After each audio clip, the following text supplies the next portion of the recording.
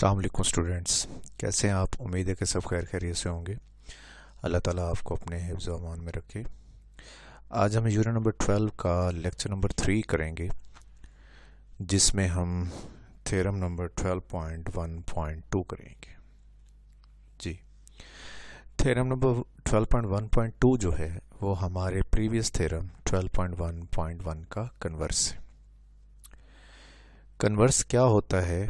किसी भी थ्योरम का कन्वर्स अगर आपने बनाना हो तो उससे हमारा क्या मतलब होता है, क्या मीनिंग होता है कि जो हमारे गिवन थ्योरम में, जो भी थ्योरम है जिसका हम कन्वर्स बना रहे हैं, उसमें जो चीज़ गिवन है वो हमारे कन्वर्स में टू प्रूव बन जाती है, और जो हमारे थ्योरम में टू प्रूव वाली अमाउंट है या जो स्टेटमेंट है वो हमारे कन्वर्स थ्योरम में आके क्या बन जाती है, गिवन बन जाती है। यानी कि गिवन और टू प्रूव आपस में रिप्लेस हो जाती हैं इन कन्वर्स ऑफ अ थ्योरम।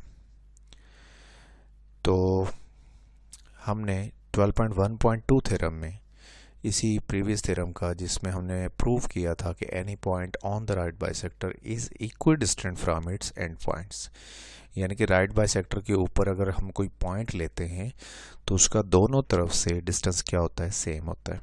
आज हमें क्या बताया गया है कि वो जो पॉइंट है उसका दोनों तरफ से डिस्टेंस सेम है, पहले से हमें बता दिया गया। यानी कि जो कल हमने प्रूफ किया था कि वो इक्वी डिस्टेंट होगा, आज हमें पहले से ही मालूम है कि वो इक्वी डिस्टेंट है, और हमने उसे प्रूव करना है कि वो जो पॉइंट है वो on the right bisector of it होगा। यानी कि पॉइंट P जो है अगर वो इक्वी डिस्टेंट है तो वो AB के या गिवन लाइन सेगमेंट के राइट बाइसेक्टर के ऊपर होगा। ये हमने प्रूव करना है जी। अच्छा, स्टेटमेंट के बाद हम डायग्राम बनाते हैं, लेकिन डायग्राम को मैं अभी आज के लेक्चर में प्रूफ वाले हिस्से के साथ बनाऊंगा, ताकि वहाँ पे मैं एक्सप्लेन इजीली कर लूँ आपको।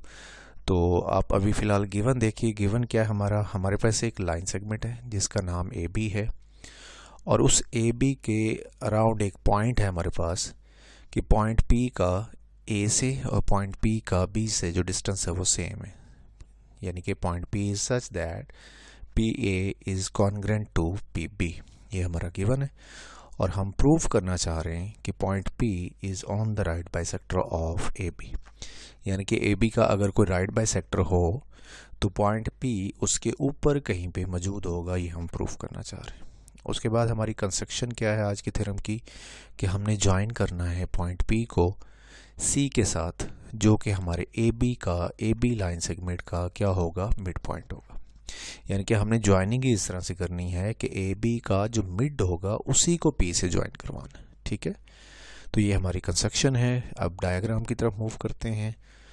तो ये देख लीजिए डायग्राम, इसमें AB हमारे पास नीचे ये लाइन सेगमेंट गिवन है, और हमें ये भी गिवन है कि PA डिस्टेंस और PB डिस्टेंस क्या है, इक्वल है। इसलिए PA और PB के इक्वल उसने ऊपर क्या कर दिए, यहाँ पे एक मार्क कर दिए हैं, कुछ कट्स लगा दिए हैं, ताकि आपको लगे कि ये दोनों अमाउंट्स, ये दोनों जो लाइंस हैं, मेजरमेंट्स हैं, ये दोनों क्या हैं, सेम है। PA और PB इक्वल है। हमें ये प्रूव करना है कि जो पॉइंट P है वो AB के लाइन बाइसेक्टर या राइट बाइसेक्टर के ऊपर कहीं मौजूद होगा। ये हमने प्रूव करना है। ठीक, तो आइए प्रूफ की तरफ चलते हैं, जो इस थ्योरम का सबसे इम्पोर्टेंट पोर्शन है। जी बच्चों, प्रूफ में हमारे पास यहाँ देखा जाए तो हमारे पास दो ट्रायंगल्स बन चुकी हैं, जिनके नेम हैं PAC या ACP एंड BCP। ACP जो है हमारे पास वो ये ट्रायंगल है जिसमें मैंने ये रेड कलर से मार्क किया है, ACP ट्रायंगल ये है, और जिसमें ग्रीन कलर से मैंने मार्क किया वो क्या है, BCP ट्रायंगल। तो बच्चों, हमने प्रूव करना है कि AB का जो बाइसेक्टर है वो कौन है, ये PC उसका बाइसेक्टर है। अब आपको याद होना चाहिए कि बाइसेक्टर या राइट बाइसेक्टर वो होता है जिसके बारे में दो कंडीशंस अगर पूरी हो जाएं तो वो राइट बाइसेक्टर होता है। दो कंडीशंस क्या हमने पढ़ी थी जब हमने डिफाइन किया था राइट बाइसेक्टर को? तो हमने पढ़ा था कि राइट बाइसेक्टर एक ऐसी लाइन होती है जो गिवन लाइन सेगमेंट के साथ 90 डिग्री का एंगल बनाती है, और उसके मिड पॉइंट में से पास करती है। यानी कि अगर ये PC जो लाइन है, ये जो PC डॉटेड लाइन जा रही है, अगर ये AB के सेंटर से पास करे, यानी कि C जो है हम सेंटर ले रहे हैं, तो अगर ये यहाँ से पास कर रही है, और दूसरा ये कि PC जो है वो यहाँ पे दोनों तरफ, यहाँ जहाँ पे मैंने रेड मार्क किया है, जहाँ पे मैंने ग्रीन मार्क किया है, इन दोनों जगह पे 90 डिग्री का एंगल बनाए। यानी कि PC जो है वो AB के साथ परपेंडिकुलर है या नहीं है, ये हम प्रूव करना चाह रहे हैं। अगर ये दो बातें प्रूव हो जाती हैं तो फिर ये साबित हो जाता है, प्रूव हो जाता है कि PC एक राइट बाइसेक्टर है। ठीक है बच्चों, तो हम यहाँ पे पहले क्या करेंगे कि ये दोनों एंगल्स को इक्वल प्रूव करेंगे, ये जो रेड और ग्रीन से मैंने मार्क किए हैं, और इनको इक्वल प्रूव करने के साथ साथ हम इनको 90 डिग्री का भी प्रूव करेंगे कि ये दोनों एंगल इक्वल भी हैं और 90 डिग्री के। तो उसको हम डायरेक्टली नहीं प्रूव कर सकते। उसके लिए हमें क्या करना होगा कि पहले इन दोनों ट्राइंगल्स को आपस में इक्वल प्रूव करना होगा, और उसके लिए हम करेंगे इन दोनों ट्राइंगल्स की 1-to-1 क्रॉसपोंडेंस। 1-to-1 क्रॉसपोंडेंस में क्या होता है कि हम दोनों ट्राइंगल्स को इस तरह कंपैरिजन करते हैं कि उनके एक एक एलिमेंट को कंपेयर करके आपस में इक्वल करने की कोशिश की जाती है। लेट्स सपोज हम सबसे पहले ACP ट्राइंगल BCP ट्राइंगल को कंपेयर करते हुए, क्रॉसपोंडेंस लेते हुए PA PB की बात करते हैं कि PA PB इक्वल हैं, कॉन्ग्रेंट हैं। तो ये बात हमें गिवन है, उसने खुद ही कहा था कि पॉइंट P का A से और B से डिस्टेंस सेम है, तो दैट मीन्स कि ये चीज़ तो इक्वल होनी चाहिए, और ये अंडरस्टूड इक्वल है क्योंकि ये गिवन वाली बात है। गिवन में जो चीज़ लिखी होती है वो हमेशा हमें दुरुस्त माननी पड़ती है, हमें ट्रू माननी पड़ती है। तो PA will be equal to या will be congruent to PB, और इसकी रीज़न आप देंगे गिवन। उसके बाद दोनों ट्राइंगल्स में अगर देखा जाए तो PC और PC ये दोनों की कॉमन साइड है। ये जो डॉटेड लाइन आ रही है, अगर मैं इसको रीड करूं PC के तौर पे, PC इसका नाम है, तो ये PC ट्राइंगल, PC साइड जो है ये दोनों ट्राइंगल्स के पास है। तो हम इसको जब 1-1 क्रॉसपोंडिंग 1-1 एलिमेंट के तौर पे लेंगे तो ये PC इस ट्राइंगल का भी हिस्सा होगा, ये PC इसका भी हिस्सा होगा। तो अंडरस्टूड है, ये PC के इक्वल होना चाहिए क्योंकि ये सेल्फ कॉन्ग्रेट होगी, ये तो सेम साइड है ना। तो इसलिए आप क्या कहेंगे कि PC इक्वल है किसके, PC के। उसके बाद आपने लिखना है कि AC कॉन्ग्रेट किसके, BC के। और AC कॉन्ग्रेट BC के क्यों है, हमने जब कंस्ट्रक्शन की थी तो हमने ऐसे की थी कि हमने AB का जो मिड था उसी को ज्वाइन किया था P के साथ, AB के मिड पॉइंट को ज्वाइन किया था P पॉइंट के साथ। तो इसका मतलब क्या हुआ कि जो C है अगर वो मिड है तो C से A डिस्टेंस और C से B डिस्टेंस क्या होगा, वो सेम होगा। तो AC distance BC distance equal हैं, कॉन्ग्रेंट है। और ये कैसे पॉसिबल हुआ था, जब हमने कंस्ट्रक्शन की थी तब ये हुआ था। अब देखिए 3 एलिमेंट इक्वल हो चुके, ये भी साइड है और नीचे वाली भी साइड है, उससे नीचे वाली भी साइड है, तीनों एलिमेंट्स साइड्स हैं। लिहाजा हम ये कह सकते हैं कि दोनों ट्राइंगल्स इक्वल हैं। जब 3 एलिमेंट्स इक्वल हो जाते हैं तो ट्राइंगल्स भी आपस में इक्वल हो जाती हैं। और इसके सामने जो हम रीज़न देंगे वो हम रीज़न देंगे SSS कॉन्ग्रेंट टू SSS। इसका मीनिंग क्या है कि अगर फर्स्ट ट्राइंगल की 3 साइड्स कॉन्ग्रेंट हैं किसके, सेकेंड ट्राइंगल की 3 साइड्स के, तो ट्राइंगल भी आपस में क्या होती हैं, कॉन्ग्रेंट। ठीक है, अब बच्चों हम ये लिख सकते हैं कि ये जो एंगल है ACP और एंगल BCP, ACP मैंने रेड कलर से मार्क किया हुआ है, ये यहाँ से स्टार्ट होके P की तरफ जा रहा है, और BCP एंगल जो है वो B से स्टार्ट होके ये P की तरफ जा रहा है। ये ग्रीन कलर जो है ये कौन सा है, BCP, और जो रेड से मार्क किया है ये कौन सा है, ACP।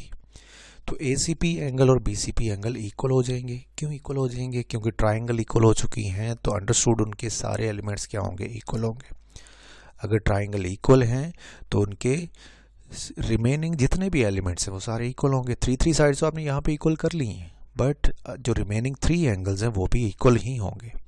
लेकिन हमें बाकी एंगल्स के साथ कोई कंसर्न नहीं है, हमें फ़िलहाल सिर्फ ये वाले जो 2 एंगल हैं ACP और BCP इनसे कंसर्न है। तो हम इन्हीं की बात करेंगे कि ACP और BCP आपस में इक्वल है। और इसकी रीज़न क्या देंगे हम, corresponding angles of congruent triangles. उसके बाद ये देखिए बच्चों, ये अगर रेड वाला जो सेगमेंट है, जितना रेड एंगल ये ACB को शो कर रहा है और जो ये ग्रीन एंगल है ये शो कर रहा है BCP को, गौर से देखिए ये दोनों जब मिल गए हैं तो देखिए पूरा 180 आपको एंगल नज़र आ रहा है। ये हाफ सर्कल बन गया है, या आम सिंपल वर्ड्स में कहें तो ये एक D बन गई है, प्रोटेक्टर बन गया है, जो कि कितने डिग्री का होता है, 180 डिग्री का होता है।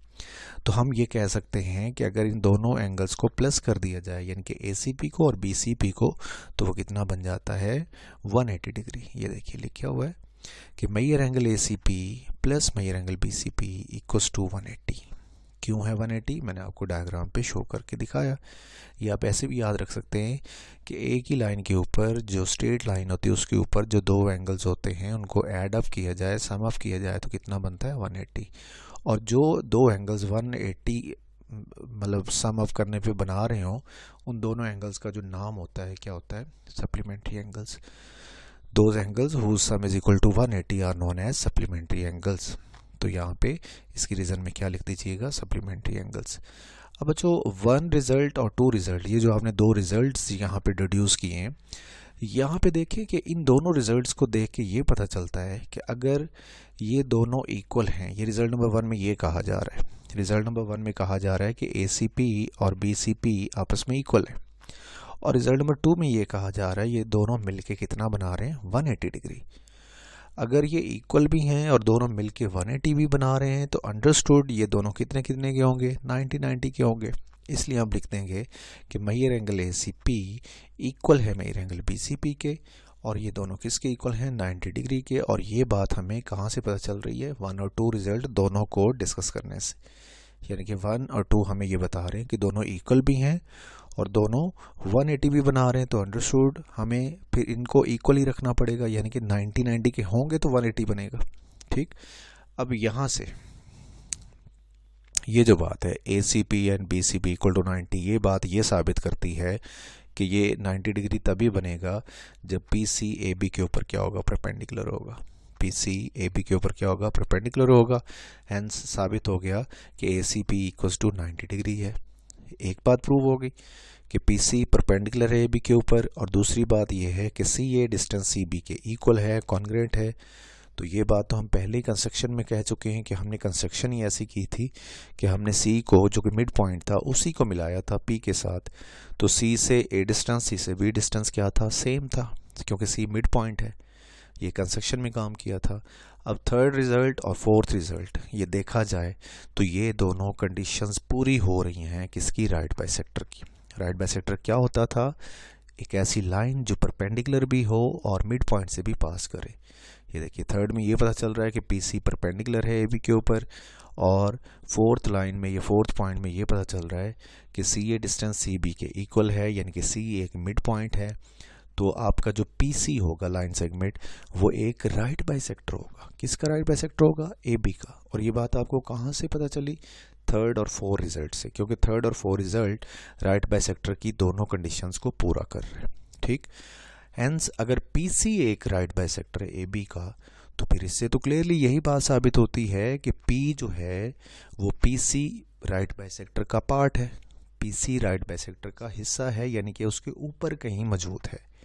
और यही बात हमने साबित करनी थी कि P is on the right bisector of AB। और वो तभी प्रूव होना था जब हम ये दो कंडीशन जो थर्ड पॉइंट और फोर्थ पॉइंट में लिखें, ये हम प्रूफ करेंगे। तो थोड़ा सा लेंथी है थ्योरम, बट अगर आप इसे रिटन प्रैक्टिस करेंगे, लिख के याद करेंगे, तो इंशाल्लाह ये आपको बहुत जल्दी याद हो जाएगा। तो कल हम इंशाल्लाह नेक्स्ट थ्योरम 12.1.3 करेंगे। अपना ख्याल रखिएगा, मिलते हैं कल इंशाल्लाह, तब तक अपना ख्याल रखिएगा। अल्लाह हाफिज़।